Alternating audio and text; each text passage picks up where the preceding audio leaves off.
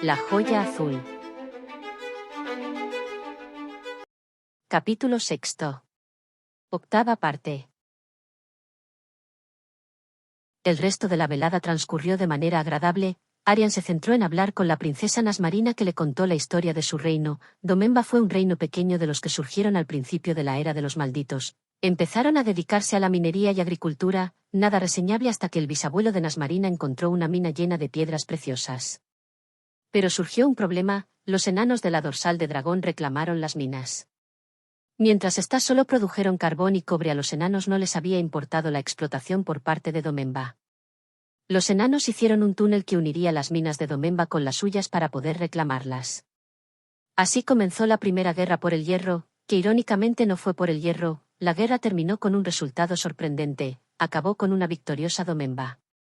Su abuelo en persona, con la ayuda de un pequeño dengue, desviaron agua de un río subterráneo hacia el túnel principal de la mina, ahogando a la mayoría del ejército enano. De hecho, se construyó una estatua de los dos en la antigua capital del reino para conmemorar tal tremenda victoria. ¿Un dengue pequeño? Pero antes de que Arian reflexionara más sobre el tema, había terminado la cena y el rey se incorporó para decir unas palabras, pero antes se escuchó una sonora ovación que impidió que su majestad hablase durante unos minutos. Cuando al fin cesaron los aplausos, el rey empezó a hablar con un tono de satisfacción. Queridos súbditos, amigos y amada familia mía, os he reunido aquí para celebrar la consecución de un objetivo que anhelaba desde hacía muchos años y que al final se ha logrado.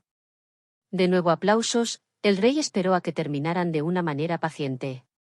Hemos reabierto el camino sur, lo que nos permite establecer una ruta comercial con el reino de Ver, y no tendremos que depender nunca más de esos codiciosos enanos aliados de Ulvianor. Más aplausos. Una derrota de Ulvianor era algo que se festejaba mucho más por parte de los habitantes de Domemba. Pero esto no fue posible sin la ayuda de los mercenarios de la Compañía del Fénix Azul, fieles aliados nuestros desde siempre, que gracias a su plan han eliminado a todos los bandidos que evitaban el comercio en el camino sur. El rey señaló con la mano a los mercenarios que tenía sentados alrededor suya y de nuevo surgió una tremenda ovación, tanta que Arras y Kush tuvieron que levantarse para agradecer este aplauso, ambos con ciertas reservas. Gosburg, sin embargo, saludó al respetable efusivamente, dando las gracias, lanzando besos para todo el mundo. El monarca prosiguió con su discurso. Pero yo no sería justo si además no agradeciera a dos damas que se ocuparon de mi delicada salud, y eso permitió que finalizara con éxito esta empresa importante.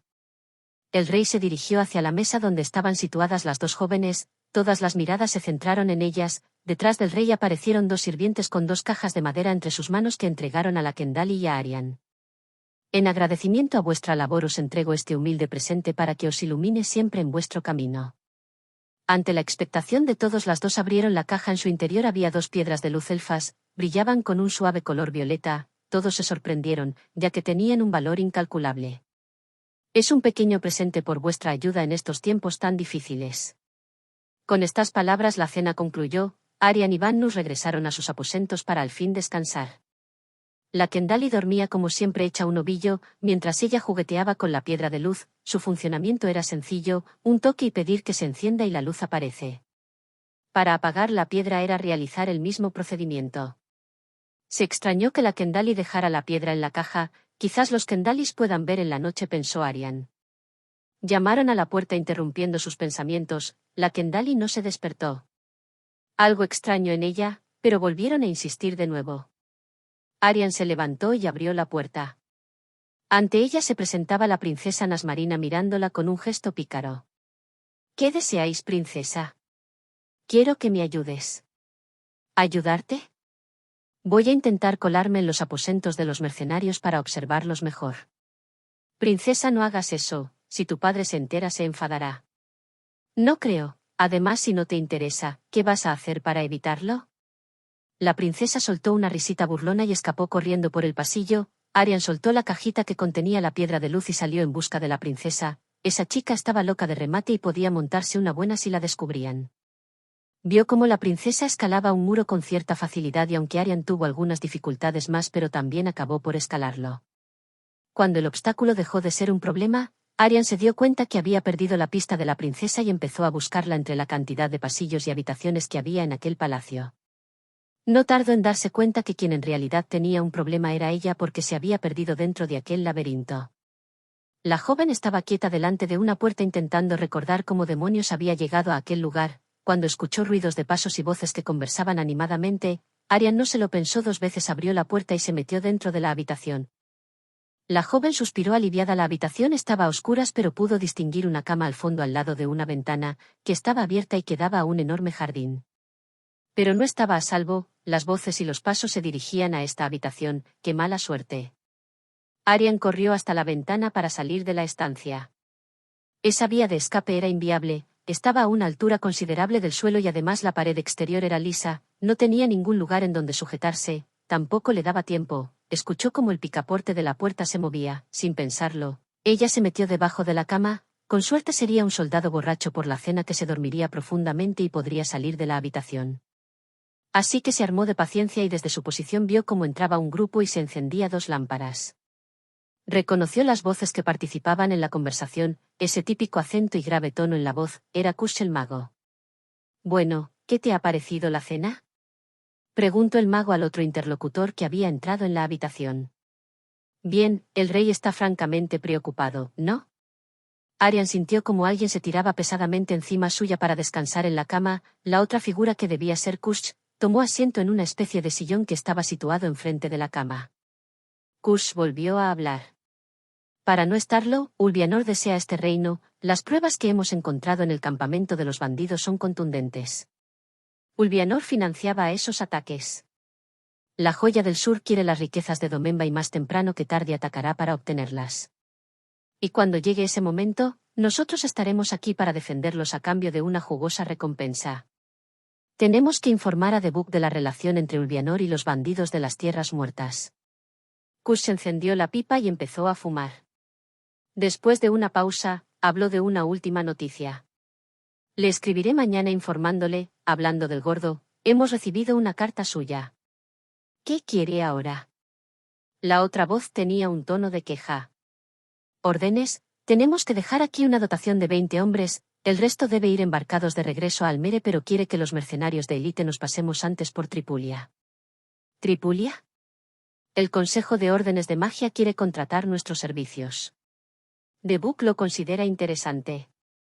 La figura que estaba en la cama murmuró algo que no fue difícil de entender, no estaba contento.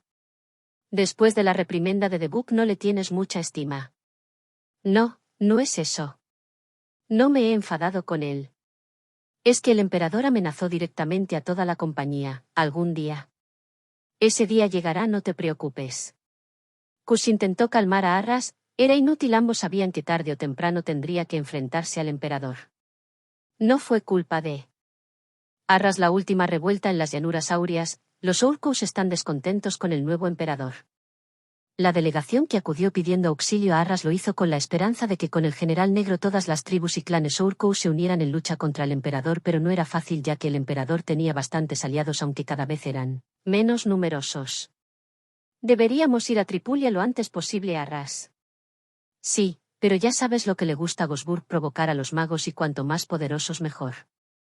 Le tienen miedo, ninguno de ellos es lo suficientemente rápido en recitar un hechizo antes que le alcance una de sus dagas. Y los magos desconfían de todo aquel que pueda cuestionar su poder. ¿Tú desconfías? Si el Dengge nos quisiera muertos. Algo interrumpió la conversación, Arian empezó a ponerse nerviosa, algo no marchaba bien, sintió como alguien tiraba de sus pies y la sacaba de su escondite. Perfume de rosas, típico en la corte de Domemba. Arian estaba blanca, ante ella tenía a Arras y a Kush observándola. Kush la ayudó a levantarse. ¿Estás bien? Sí, gracias, ¿puedo explicarlo? La princesa quería colarse en los aposentos de los mercenarios, fui tras ella pero me perdí y acabé escondiéndome. Descuida, la princesa ya está en sus aposentos. Se perdió y terminó en una cuadra. Afirmó Arras con cierto tono de enfado. Kush cogió de la mano a Arian y la sacó de la habitación. No hablaron de nada hasta que llegaron a los aposentos de la joven donde estaba la Kendali esperándola. Arian tranquilizó a Vannus, se despidió de Kush y se acostó en su cama. Al final no había salido tan mal, si los mercenarios se dirigían a Tripulia quizás ella podría viajar junto a ellos. Sonrió, la suerte parecía favorecerla.